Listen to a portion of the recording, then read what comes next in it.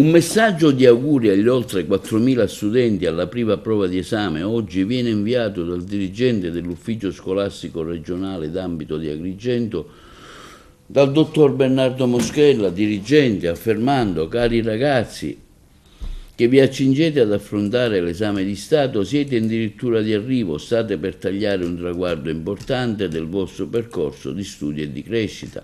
Nonostante i tempi cambiano, così come le competenze e gli strumenti a vostra disposizione, ancora oggi la maturità rimane un primo ambizioso punto di arrivo per tutti voi a conclusione del vostro percorso scolastico. Una linea che segna un prima e un dopo nelle vostre vite. Non siate più adolescenti e davanti a voi avrete scelte da compiere, percorsi importanti da intraprendere, che siano studi universitari o lavoro. La decisione richiede responsabilità e maturità, appunto.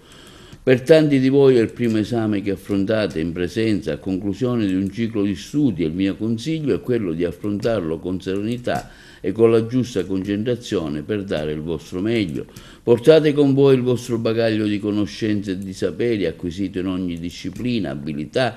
e pensiero critico in questi anni di scuola, grazie all'impegno e alla passione dei docenti che vi hanno accompagnato nel percorso di crescita e che qui colgo l'occasione di ringraziare insieme ai dirigenti scolastici che con impegno e responsabilità guidano il complesso meccanismo della scuola, sostenuto anche dal prezioso contributo del personale ATA.